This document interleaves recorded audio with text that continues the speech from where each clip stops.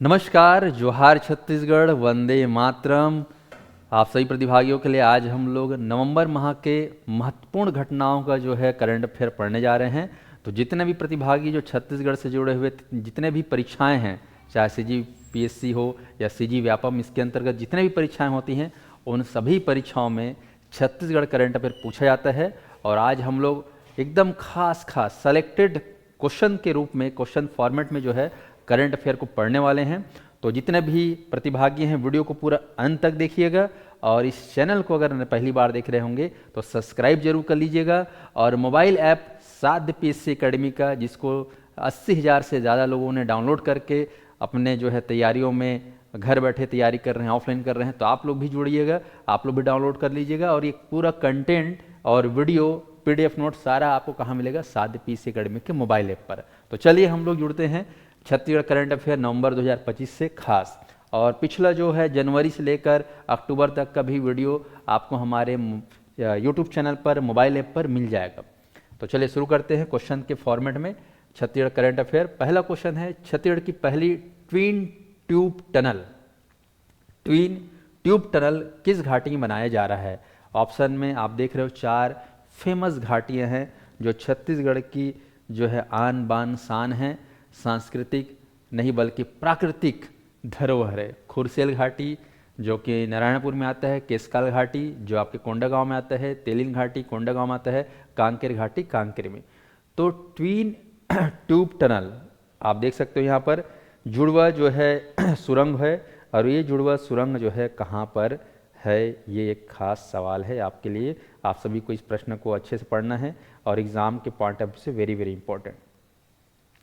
जुड़वा जो है सुरंग है,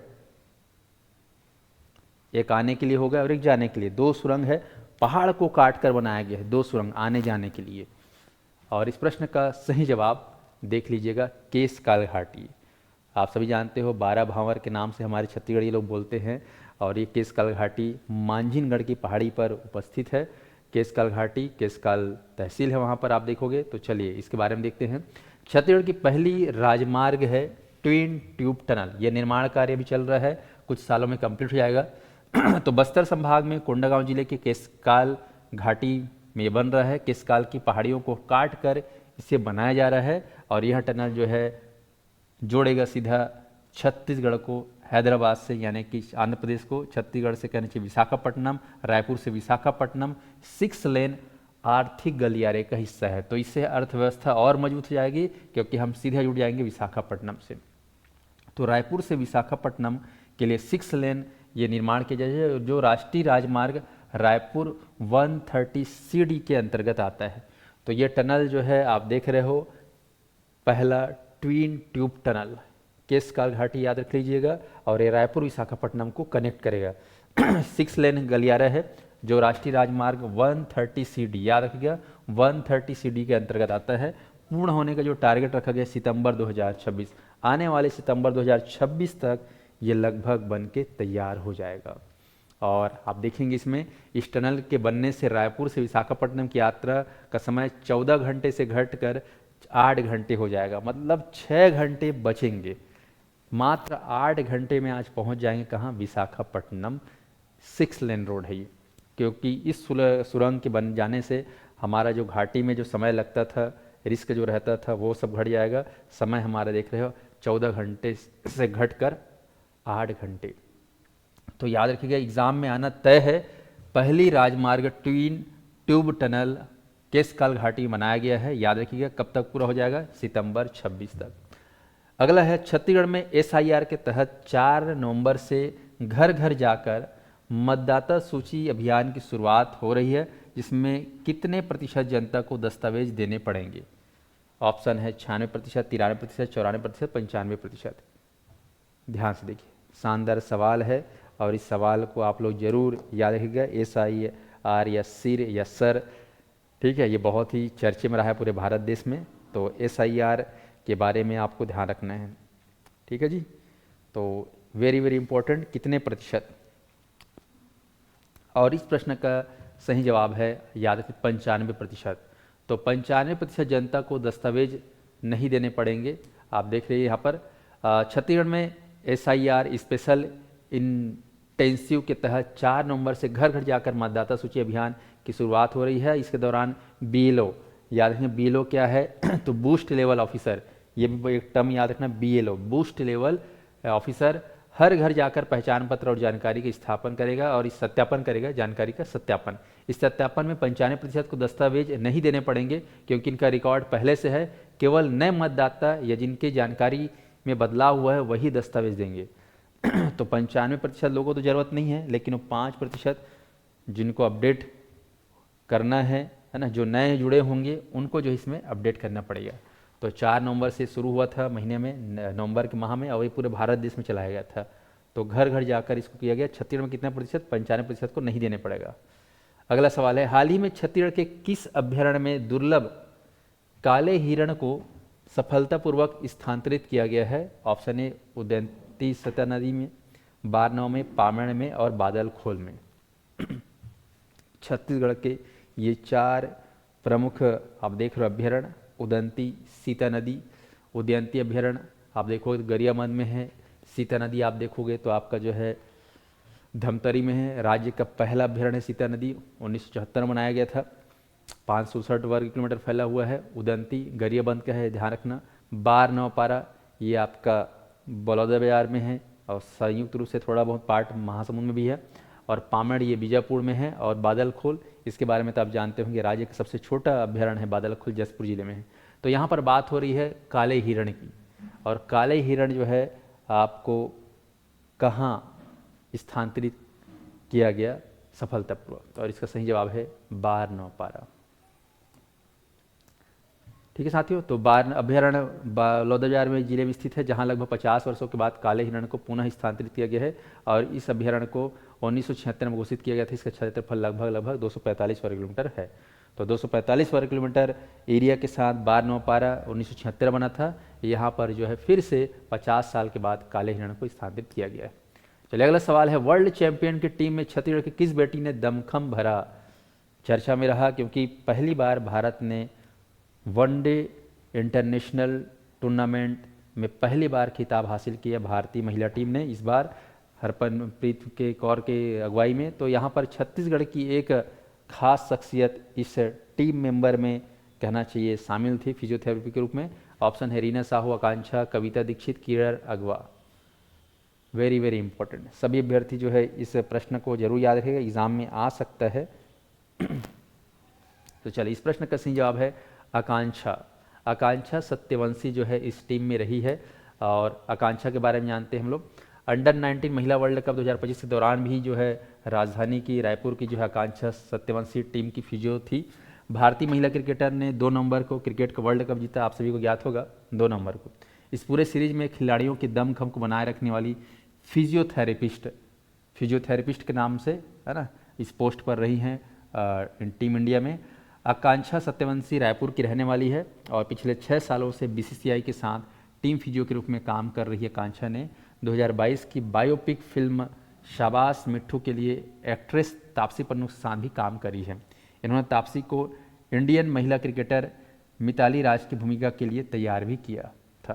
तो इस प्रकार से देख रहे हो कि ये नाम काफ़ी अब फेमस हो चुका है। आकांक्षा सत्यवंशी रायपुर की रहने वाली है और इन्होंने जो है भारतीय जो वनडे टीम श्रृंखला है महिला क्रिकेट का जो इंडिया में हुआ था उसमें जो है ये फिजियो के पोस्ट पर रही है, पद पर रही है, डॉक्टर कह सकते हो। अगला सवाल है, शहीद वीर नारायण सिंह, ऑनलाइन वाले ध्यान दीजिएगा, शहीद वीर नारायण सिंह पुरस्कार के लिए किसे घोषित किया गया है इस बार? ऑप्शन है अनुराग शर्मा, सुनील सोनी, हिरेश सिन्हा, विवेक शर्मा। ऑनलाइन में जितने भी देख रहे हैं चैनल को सब्सक्राइब जरूर कर लीजिएगा और साध्य पीएस एकेडमी के मोबाइल ऐप को जरूर डाउनलोड करिएगा, जिसमें आपको पूरा साल भर का करंट अफेयर, चाहे छत्तीसगढ़ का हो चाहे नेशनल इंटरनेशनल करंट अफेयर हो, कंप्लीट आपको वीडियो प्लस पैकेज मिलेगा। ठीक है साथियों, पीडीएफ नोट्स के साथ पूरा। शहीद वीर नारायण सिंह पुरस्कार,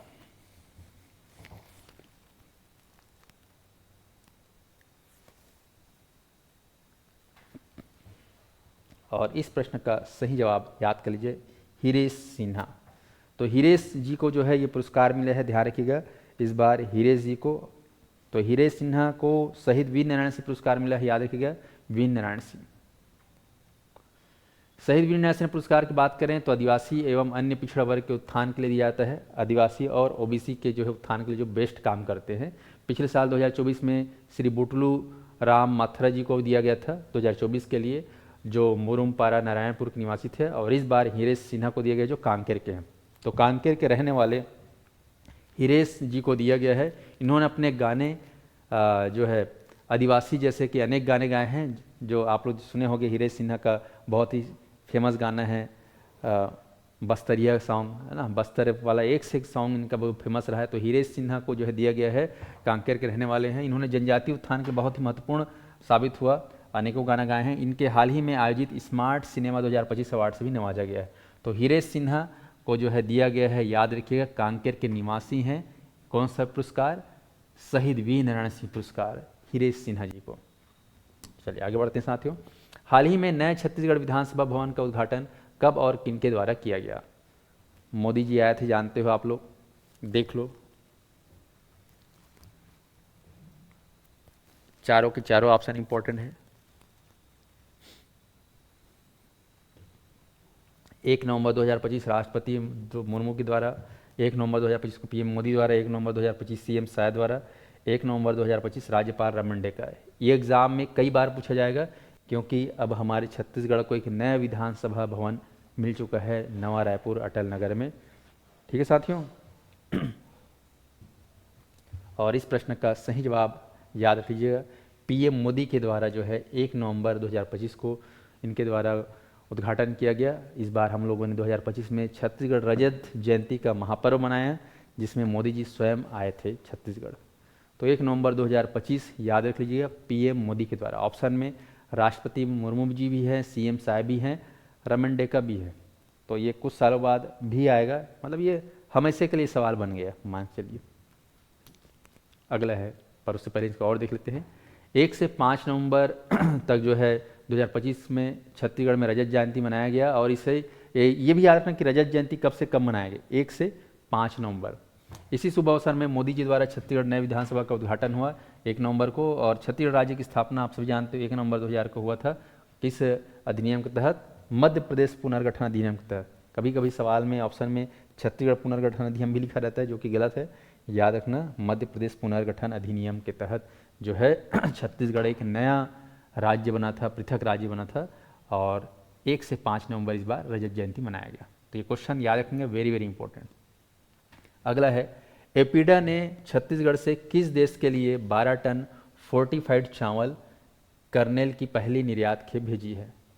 एपीडा ने छत्तीसगढ़ से फोर्टिफाइड चावल, ऑप्शन है जापान, अफगानिस्तान, इजराइल, कोस्टारिका। ये एक खास छत्तीसगढ़ का जो है नेशनल लेवल से जुड़ा हुआ सवाल है, ध्यान दीजिएगा, वेरी वेरी इंपॉर्टेंट। एपीडा ने, तो यहाँ पर इसका सही जवाब है कोस्टारिका। तो एपीडा ने छत्तीसगढ़ से किस देश के लिए 12 टन फोर्टिफाइड चावल करने पहली खेप भेजी है? तो याद रखना, कोस्टारिका। अगला सवाल है, निम्नलिखित में से कौन सा सही है? राज्य में 15 नवंबर 2025 से 31 जनवरी 2026 तक धान खरीदी होगी। बी है 3100 प्रति क्विंटल की दर से धान खरीदी होगी। सी है 21 क्विंटल प्रति एकड़ की सीमा तक खरीदी जाएगी। उपरोक्त सभी कथन के माध्यम से सवाल दिया गया है, निम्नलिखित में से कौन सा सही है? धान खरीदी को लेकर एक खास जानकारी, और धान खरीदी से सवाल एग्जाम में पीएससी व्यापक पूछा जाता है। और यहाँ पर इसका सही जवाब है ऑप्शन डी, सभी के सभी जो कथन सही हैं। 15 नवंबर से लेकर याद रखिएगा 31 जनवरी तक धान खरीदी होगी। 3100 रुपये प्रति क्विंटल की दर से जो है धान खरीदा जाएगा किसानों से, और प्रति एकड़ जो है धान जो है बेच सकते हैं या सरकार खरीदेगी 21 क्विंटल। चलिए थोड़ा सा और डिटेल पढ़ते हैं। खरीफ फसल है, बरसात की फसल को खरीफ फसल बोलते हैं। और खरीफ विपणन वर्ष 2025-26 में, फिर से याद रखिएगा, डेट है 15 नवंबर। 1 नवंबर मत बोलना है, 1 नवंबर हम लोग रजत जयंती मनाने में व्यस्त थे। तो 15 नवंबर से 31 जनवरी तक धान खरीदी कार्यक्रम चलेगा। 3100 रुपये क्विंटल में खरीदी होगा। इसमें 25 लाख से अधिक किसान लोग धान बेचेंगे, और 1 एकड़ के पीछे 21 क्विंटल ही धान बेच सकते हैं। इस साल EKYC आधारित पंजीयन अनिवार्य है, और किसानों का पंजीयन भारत सरकार के कृषि मंत्रालय के याद रखना, भारत सरकार का कौन सा मंत्रालय? कृषि मंत्रालय। और वहाँ पर एक पोर्टल है बहुत ही फेमस, एग्रीस्टेक पोर्टल। तो एग्रीस्टेक में सबको जो है रजिस्टर होना पड़ता है, उसके माध्यम से जो है धान आप खरीद सकते हो। ठीक है जी। और इसके लिए जो है सरकार कब तक दिया है टाइम? 31 जनवरी तक धान खरीदी का। अगला है, छत्तीसगढ़ में किसान धान कटाई के अंतिम चरण में कौन सी परंपरा निभाते हैं? मूठ लेना, बढ़ौनी, छेवर और इनमें से कोई नहीं। ये बहुत ही खास एक परंपरा हमारे छत्तीसगढ़ में चली आ रही है प्राचीन काल से, पुरातन काल से। धान कटाई के अंतिम चरण में ये रस्म को निभाते हैं। ऑप्शन है मूठ लेना, बढ़ौनी, छेवर। और जो किसानी कार्य करते हैं वो बता सकते हैं, और जो लोग नहीं करे ध्यान सुनना, ये क्वेश्चन इंपॉर्टेंट एग्जाम के हिसाब से। तो इस प्रश्न का सही जवाब है बढ़ौनी, है ना। हम चाहते हैं कि हमारे फसल में, उत्पादन में वृद्धि हो, एक नेंग होता है, बढ़ौनी बोलते हैं। ठीक है साथियों। तो बढ़ौनी और मूठ लेना याद रखना। छत्तीसगढ़ में कृषि संबंधित किसान जो है भिन्न भिन्न परंपरा निभाते हैं, त्यौहार को मनाते हैं, जिसमें अन्न की पूजा की जाती है। ऐसे ही दो परंपरा का नाम है बढ़ौनी और मूठ लेना। चलो देखते हैं एक बार फिर से, मूठ लेना क्या है? मूठ लेना अर्थात कटाई लुवाई कार्य प्रारंभ करने से पहले खेत में परंपरा अनुसार पूजा करके मुट्ठी भर धान काट कर लू कर कटाई कार्य किया जाता है। मुट्ठी भर धान काट कर। बढ़ौनी क्या है? यहाँ परंपरा धान कटाई लुवाई का अंतिम चरण होता है। ध्यान रखना, धान लुवाई चुड़ाई का अंतिम चरण होता है बढ़ौनी। इस परंपरा में अंत में धान की पूरा फसल न काटकर थोड़ा सा छोड़ दिया जाता है, इसे ही बढ़ौनी कहा जाता है। तो थोड़ा सा छोड़ देते हैं। ठीक है। तो स्टार्टिंग में देखा जाए तो मूठ लेना होता है, एक मुट्ठा धान को मूठ लेना बोल देंगे, और आखिरी में जो है बढ़ौनी, तो थोड़ा सा छोड़ देंगे। एक मुट्ठा को शुरू में काट के, ठीक है, नेंग के हिसाब से, और आखिरी में एक मुट्ठा को छोड़ देते हैं। तो ये जो परंपरा है हमारे छत्तीसगढ़ में किसानों के द्वारा किया जाता है, मूठ लेना और बढ़ौनी।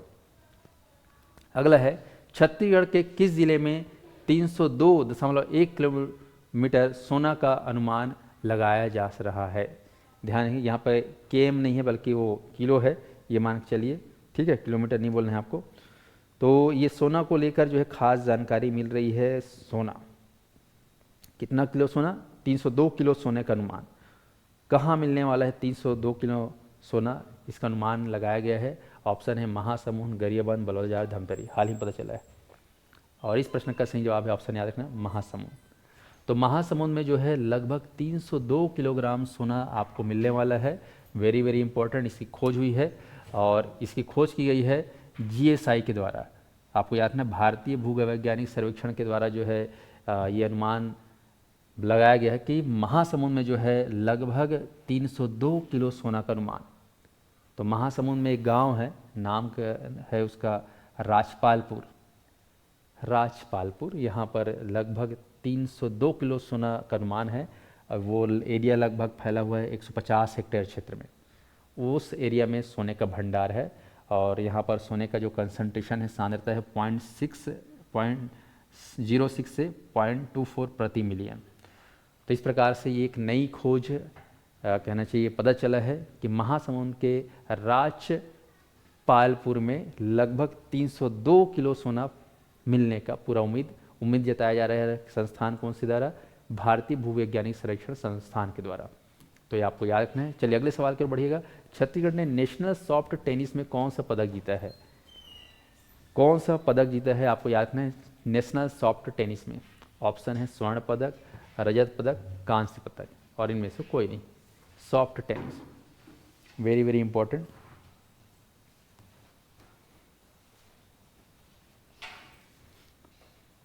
स्वर्ण पदक, रजत पदक, कांस्य पदक नेशनल सॉफ्ट टेनिस में, और इसका सही जवाब है, ऑप्शन आपको लोग को याद रखना है, कांस्य पदक। तो छत्तीसगढ़ आपको ध्यान रखना है इस बार नेशनल सॉफ्ट टेनिस में कांस्य पदक जीता है। और ये आयोजन कहाँ हुआ था? चलिए डिटेल देख लेते हैं। छत्तीसगढ़ ने नेशनल सॉफ्ट टेनिस में कांस्य पदक जीता है। ये आयोजन हुआ था श्रीनगर, जम्मू कश्मीर की राजधानी, और इसमें देश के जो 25 टीम थे, 25 राज्यों की टीम ने शामिल होकर इस टूर्नामेंट में शामिल हुआ। और इसमें हमारा तीसरा स्थान कह सकते हो। छत्तीसगढ़ के नेशनल सॉफ्ट टेनिस एसोसिएशन के सचिव थे उसमें प्रमोद ठाकुर जी, और यहाँ पर मुस्कान नामक एक खिलाड़ी है जिन्होंने 20वीं junior national soft tennis champion कांस्य पदक जीतकर महासमुंद जिले का नाम रोशन किया है। तो याद रखना, मुस्कान महासमुंद की रहने वाली है, इनका शानदार प्रदर्शन रहा है। अगला है लास्ट क्वेश्चन पार्ट 2 का। पार्श्व गायिका व अभिनेत्री सुलक्षणा पंडित किस घराने से हैं? ये एक्ट्रेस रही हैं फिल्मी दुनिया में, बॉलीवुड की दुनिया में इनका नाम रहा है। और अच्छी बात है कि हमारे छत्तीसगढ़ से जुड़ी हुई हैं। इनके जो भाई हैं अभी वर्तमान में बॉलीवुड में जो है काम करते हैं, कह सकते हो एक हिसाब से वो डायरेक्टर प्रोड्यूसर टाइप से हैं, सुलक्षणा पंडित के भाई, ठीक है। म्यूज़िक वगैरह लिरिक्स वगैरह भी तैयार करते हैं। तो उनकी बहन है ये सुलक्षणा पंडित, अभी तो आप देख सकते हो हमारे बीच नहीं रही हैं। 6/11/2025 को इनका निधन हुआ हाल ही में 6/11 1954 इनका जन्म है, 12/7/1954 आप देख पा रहे हो। और 6/11 यानी कि 6 नवंबर को इनका है ना पार्थिव शरीर नहीं रहा, देहांत हो गया।